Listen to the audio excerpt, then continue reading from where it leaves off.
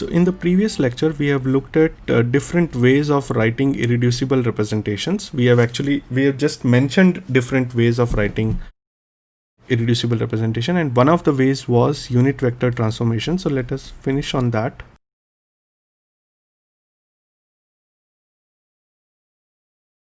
So the two types of unit vectors we have seen was a linear set of vectors, which are unit vectors along x, y, and z axis, right?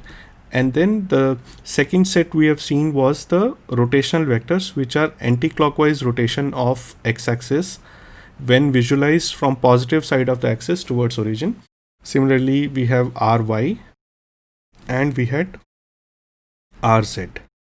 So we can see that the effect of symmetry operations onto these vectors gives rise to irreducible representations. For example, we saw the case of C3V, where I'll not write all the elements, but so for example, we saw, let's say if we take tau xyz, where we are doing operations onto xyz basis, we saw that we can form a 3x3 matrix, and then similarly if we do it for C3, we saw again it can give us 3x3 matrix, and then this can be block factored into 2x2 and 1x1, right?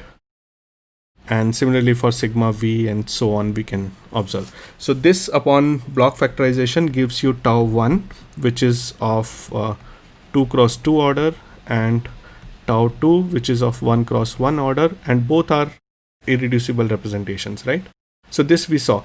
So now let us see. So although it is easy to visualize the effect of operations onto x, y, and z, but effect of operations onto rx, ry, rz is little, it's not as trivial as xyz. So let us see certain thumb rules which actually help you to see the effect of operations onto rx, ry, rz. So thumb rules for unit vector transformations. So effect of rotation. Let's first look at effect of rotation. So character is represented by chi. Character can also be called as, if it's 1x1 element, it is trace of the matrix element. But if it is more than one dimension, then it is strictly trace. Or we can say a particular matrix element. So let's just call it as character of C and Z when C and Z is operated upon XYZ or Rx, Ry, Rz. This character remains same. So that means if you are operating C and Z on X and you are operating on Rx, result will remain same. If X goes to positive X or negative X, Rx will also go to positive X or negative Rx, right? So if, for example, if we are doing C and Z on X, it will go to minus X. So that means the character will be -1. And so similarly, if we are doing C and Z on Rx, it will go to minus Rx. So character again will be -1. So the effect of rotation, the character of C and Z remains same whether you are doing it on XYZ or Rx, Ry, Rz. So that is easy. Now for effect of inversion.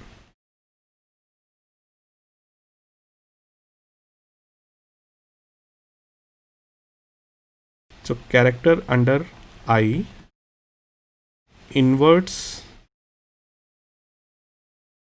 X, Y, Z and remains same for Rx, Ry, Rz.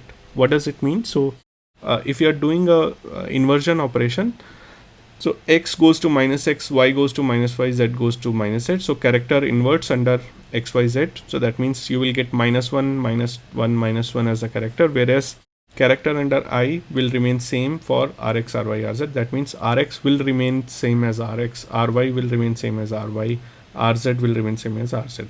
So that means the character will remain as +++.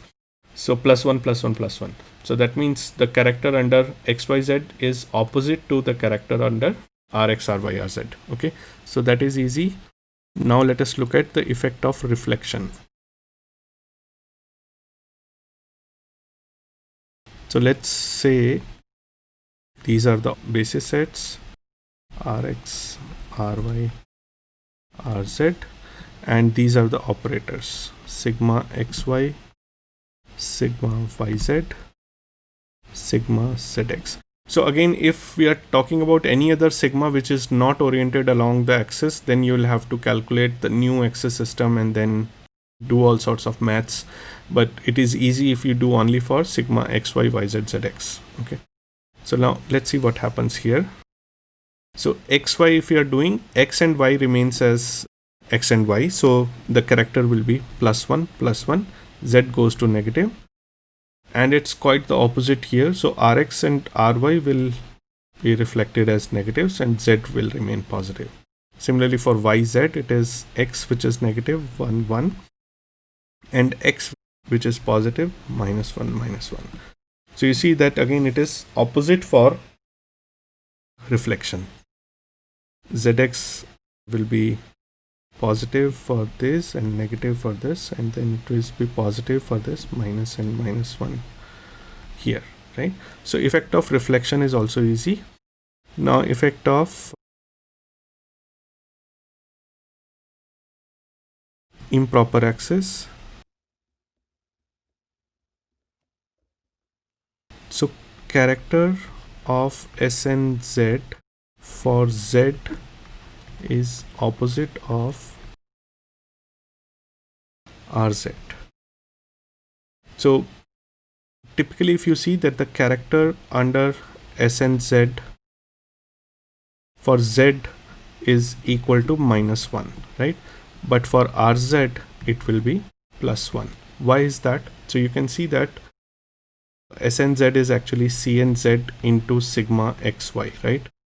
So if you are doing CNZ operation onto Z, it will remain as Z. If we are doing sigma XY onto Z, so onto Z, so this will be 1 into minus 1, right? So this will come out to be minus 1. Whereas if we are doing onto RZ, so CNZ on RZ, so if you are doing on RZ, so CNZ on RZ will remain as same, whereas sigma XY on RZ, so sigma XY, so we can read from here. So if you see sigma XY on RZ, it is positive 1, right? So it is actually positive. So you will get product as positive. So this will be opposite of the two, right? So a character will be opposite for Z and RZ. Okay, so that is easy. So now also you can use this to generate irreducible representations, but we will see in different examples when you do it, it will not be generating the complete set of irreducible representations, and hence we have to resort to something called as great orthogonality theorem. So let us look at what that is. So great orthogonality theorem.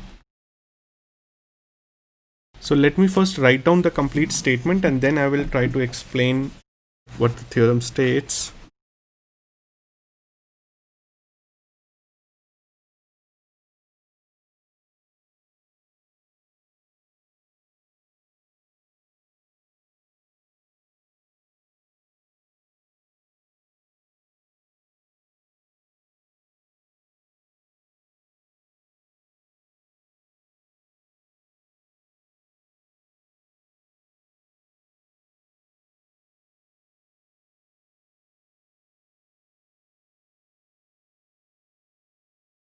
So let us look at the definition. So in the set of matrices constituting IR representations, any set of corresponding matrix elements behaves as the component of a vector in h-dimensional space such that all such vectors are mutually orthogonal and square of its length is equal to h by li.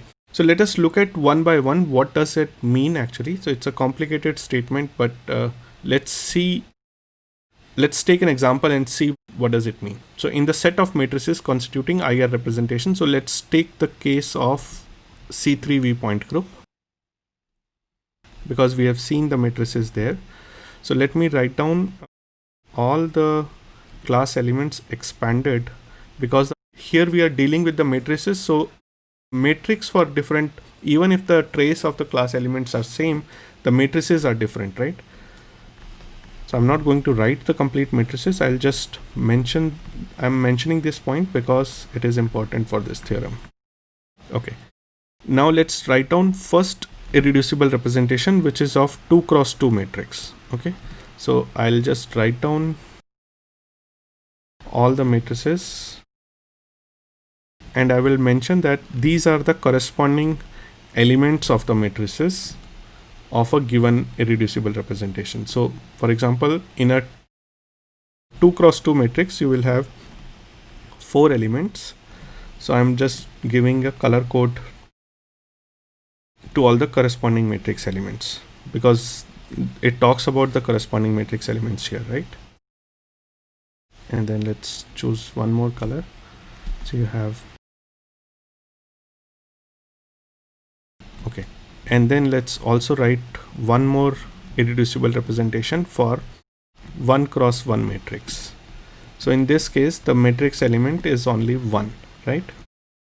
So if you are talking about corresponding matrix elements, it means only one element basically, which is given by this color over here. Okay. So we have seen, so set of matrices constituting IR representation. So these are the set of matrices which are constituting IR representation. This is one set, this is another set, right? So, and we have also seen what is the corresponding matrix element. So these are the corresponding matrix elements for one particular set. Behaves as the components of a vector in h dimensional space. Okay, so now what are the components of a vector in h dimensional space? What does it mean? So let's start with a simple case of 3-dimensional vector. So 3-dimensional vector is represented by, let's say, x, y, z is the coordinate of that vector, and if the vector length is r, so you can write this as xi plus yj plus zk, right? Where I, j, k are unit vectors along x, y, and z dimension, right? So x, y, z are the components of a vector in 3-dimensional space. This is a 3-dimensional space where x, y, z are mutually orthogonal to each other. Now here we are talking about h dimensional space. So what is h dimension here? H dimension is nothing but order of this group. And we are saying that the corresponding matrix elements, so let's say if we are talking about these matrix elements A1, A2, A3, A4, A5, A6, so these form a vector. Let's call that vector as A1I plus A2J plus A3K and so on.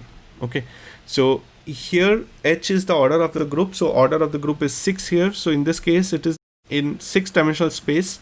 These are the components of the vector. Okay, so all these matrix elements form components of a vector in h dimensional space such that all the vectors are mutually orthogonal. So when I say mutually orthogonal, what do I mean?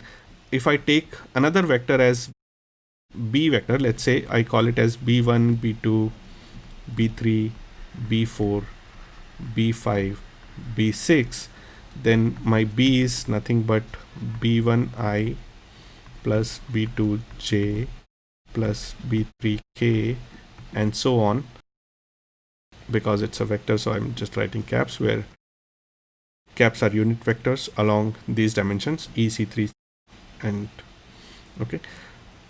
Now when I say that these vectors are mutually orthogonal, that means my A dot B is equal to 0, right? That's the definition of orthogonal vectors. So if these two vectors are mutually orthogonal, the product of these two components and the summation over all operations will go to 0. Okay, and then square of its length. If I talk about square of its length, then the square of the length of this vector is nothing but a1 square plus a2 square plus a3 square and so on, will be equal to h by li. So if I write mod of a, it will be h by li. What is li here? Li is the dimension of the given irreducible representation we are talking about. Okay, and then h is the order of the group. So in this case, let's say if we are talking about tau 1, so for tau 1 h will be 6. H will be 6 for any tau here, but li will be equal to 2 for this tau 1, right? Okay, so that makes sense. So now this orthogonality theorem does make sense, that any component of this corresponding matrix elements form the components of a vector in h dimensional space, and these vectors are mutually orthogonal and they are normalized.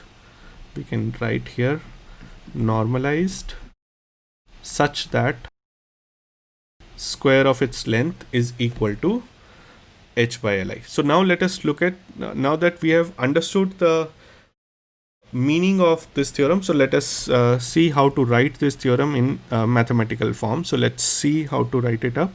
So if I have summation over all r, because we are summing over all the symmetry operations, so r here is the symmetry operation.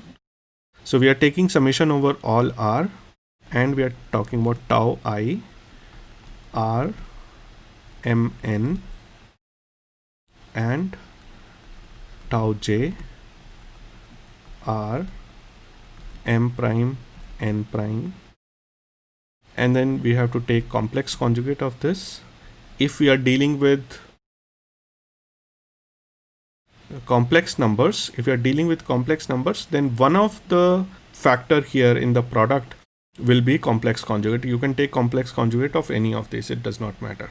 Okay, so this is equal to h over li lj, and this will be delta ij delta m m prime delta n n prime. Okay, so let us look at the meaning of all of this. So r is symmetry operation. Okay, so we have seen, so this is summation over all symmetry operations. M and n are indices of various matrices, right? So mn represent basically mth row and nth column of a particular matrix. Okay, and then tau I is ith irreducible representation. Okay, so tau j is jth irreducible representation, and so on. H is order of the group, we all know that, and li is dimension of ith ir representation. Okay, or we can say dimension of tau I. What do you mean by dimension? Dimension means the size of the matrix. If the matrix is 1 cross 1, li is 1. If the matrix is 2 cross 2, li is 2, and so on. Okay, now deltas are Kronecker deltas. Delta is Kronecker delta. We all know what this means. It takes the value as 0. If I is not equal to j, takes the value as 1 if I is equal to j, and same is for mm prime and nn prime, right? Okay, so now let us quickly look at the orthogonality condition and the normalization condition. Okay, if the vectors are chosen, so we know what vectors we are talking about now. If the vectors are chosen from matrices of different IR representations. Okay, so that means then we say that they are orthogonal. So we saw the example of a different IR representation, that is tau 1 and tau 2. If we are taking the matrices vectors which are formed by components from different IR representations, then these will be orthogonal. So that means this implies that I is not equal to j. The moment you say that I is not equal to j, the right hand side goes to 0, right? And what happens to left hand side? Left hand side remains same, right? There is no change. So what we had will remain same. So tau I r mn, tau j r m prime n prime, right? Now let's say if the vectors are chosen from same IR representation, if the vectors are chosen from matrices of same IR representation, they are still orthogonal. So in this case, we are talking about m is not equal to m prime, n is not equal to n prime. So that means we are talking about the product of which two matrices? Matrices which are formed by this vector and this vector, for example. Okay, so this set of vectors and this set of vectors, or this and this set of vectors. Okay, so in this case, your m and m prime and n and n prime will not be equal. Okay, so again, due to delta mm prime and delta nn prime, you will again see that the right hand side will be equal to 0 and the left hand side will remain as same.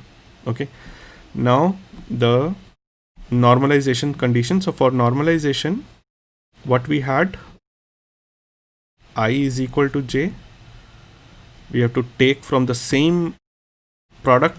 So normalization condition means that you are taking a product of a1 with a1, right? So I is equal to j, m is equal to m prime, n is equal to n prime, because we are multiplying the same vector twice. So this means that you have I equal to j, m is equal to m prime, and n is equal to n prime. So this implies that you have summation over all r tau I r m n. This is my first, and then the second is also same, so this goes as square, right? And then this becomes h upon li, right?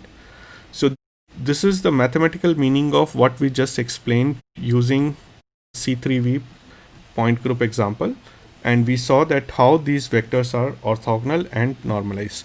So in the next class, we will see different properties of this GOT, that is great orthogonality theorem, and then how these properties are actually used to deduce irreducible representation without having to worry about what is the basis set, what is the effect of symmetry operation onto the basis set or onto the molecule also. So we'll not worry about all of this. We'll just take a point group, pick up a point group, and then write down the irreducible representation by doing the maths defined by great orthogonality theorem properties. Okay, so that's all for today. So see you in next class.